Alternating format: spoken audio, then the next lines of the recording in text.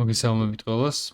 დღეს შევადარებთ კარგს და ცუდი რისკ მენეჯმენტს და ასევე გეტყვით თუ რა რისკ მენეჯმენტი გამოიყენოთ პროფილებზე, ვისაც პროფილების ვიდეო არ გინახავს მენტორშიპის მეხუთე ვიდეოა და უკვე ნელ-ნელა ხალხო დავიწყებთ შემდეგ ვიდეოებში რაღაცა კონცეპტებს გასავლით, რაღაცა კონფლუენსებს გასავლით, რითიც შეგიძლიათ მარკეტის მიმართულება გაიგოთ, ანალიზი გავუკეთოთ და ასე შემდეგ როგორ გავუკეთოთ ანალიზი, მაგასაც აგიხსნით. როგორც ეს დამწყებთ, საშუალო ასევე კარგ უცოდინარ ტრეიდერსაც გამოადგება. ხო, მოკლედ, ეს არის გრაფა, რაც ChatGPT-ს დავაზერინე. და ეხა აქ ამ გრაფაზე რა არის გამოსახული? ამ გრაფაზე გამოსახულია ორი ტრეიდერი, რომელიც რისკავს გარკვეულ პროცენტულობას, ხო? გარკვეული პროცენტულობა, რა თქმა უნდა, ირისკება აკაუნტის ბალანსიდან გამომდინარე, მთლიანი ბალანსის პროცენტიერი აქ მოცემული. ამ ტრეიდერმა დაიწყო მაგალითად რა ვიცი მნიშვნელობა აქვს რაღაც ბალანსით და იმ ბალანსის ყოველ ჯერზე 10%-ს რისკავს. იმ 10%-ს ოღონდ წაგების მერე იმ წაგებული 10%-ს არ არის, რაც ის დაიწყო, სულ 10%-ს რისკავს, რაც ძირითადად ხდება ხოლმე რა. 1 2 3 4 5 6 7 8 9 10 ტრეიდი დასჭირდა მას, რომ მთლიანი აკაუნტი გაენულებინა და წაეგო ნებისმიერი აკაუნტი, რაც აი პროფირმაზე არსებობს. 10%-იანი რისკი, ხალხო, არის გემბლინგი. ეხა, დავუკვირდით ამ ტრეიდერს, 2%-ს რისკავს თითო ტრეიდში და ნელ-ნელა აკლდება, ხო? ჩამოდის, რისკს ამცირებს, რამდენჯერად წააგებს, ხო?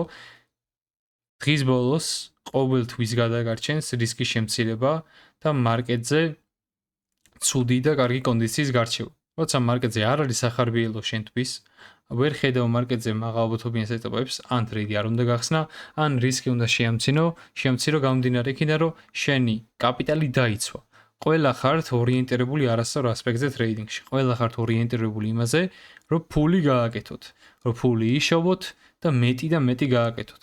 ეხა ვიღაცა გუჯა გამომიხდება და მეტყვის, რომ 10%-ს რო გავრისკავო და რომ მოვიგებო, ბევრს მოვიგებო და მე რო წავაგებო, ხო? იმდენს ვერ წავაგებო, ბევრი მექნება მოგებულიო. ხო. აქ ეგ უკვე არის გაღორება. შენ რეალურად ტრეიდინგში ფულს რო ვერ შოულობ. აქ არ არის საქმე პროცენტებში, ხო? $100 ჩარიცხავ და იქიდან 10%-ს გარისკავ, ზოგადად იცოდეთ, რომ $100 ჩარისხვით ფულს მარკეტზე ვერ გააკეთებთ. ეგ არ არის ტრეიდინგი, ეგ არის გემბლინგი. ამიტომაც გუჯა იცოდე, რომ პროცენტი არ არის შენი პრობლემა, რომ ტრეიდინგში ვერ აკეთებ. ეგ შენი უცოდინრობის ბრალია და ასევე კაპიტალის პრობლემა აქვს. კაპიტალს გვაძლევენ პროფილები და მოდი ახლა ვიღოთ ჩემი რისკ მენეჯმენტი მარკეტზე. ჩემი რისკ მენეჯმენტი მერყეობს მაგალითად დავიღოთ $100,000-იანი აკაუნტი. $100,000-იანი აკაუნტი. მისი ჩემი რისკ მენეჯმენტი მერყეობს აქ 0.3%-დან 0.5%-მდე. ესე მერყეობს. ამდენი არის 100,000-ის 0.3%, ხო? $300. $300-დან $500-მდე ირისკება თითო ტრეიდში. $100,000-იან აკაუნტზე. ხომასია? ეხა ჩემი პრობლემა რა არის? რომ ამის 10%-ს ვერ ვრისკავ, ხო? ამის 10% არის $10,000. კი, ძალიან ლამაზად ისმის, მაგრამ თითო ტრეიდში მე რო ვიგებდე 0.3-დან 0.5 თუ ვრისკავ. საშუალოდ, რავი, ჩემი რისკ რივარდი მერყეობს 1-2, 1-3. მსგავსად, მაღალი რისკ რივარდი მაქვს, ხო? თითო ტრეიდში ვიგებ ხოლმე მინიმუმ 1%-ს, პროცენტ ნახევარს. მსგავსად.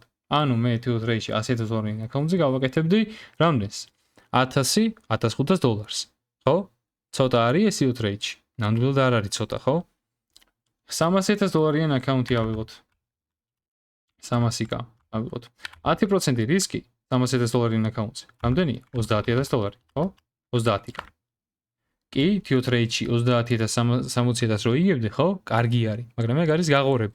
მაგდენს ვერ გააკეთებ სისტემატურად, მაგდენ რისკს ვერ დაიცავ, ვერ გაუთანასწორდები და კიდევ ისიც მინდა ვთქვა, რომ ადამიანი როცა ტრეიდობთ აკაუნტზე რა, ეხა $30,000-იანი რისკი, ხო? ბევრი არის.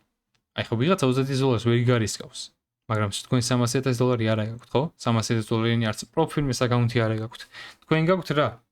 გაქვთ, რა ვიცი, $100 ჩარიცხული რაღაც სირობა ბროკერზე და როგორ ჩარიცხული ამ $100-ით ცდილობთ რომ გარისხოთ 10%, ანუ $10 და ცდილობთ მაგით ფული გააკეთოთ, რომ რავი, შაურმა იყიდოთ.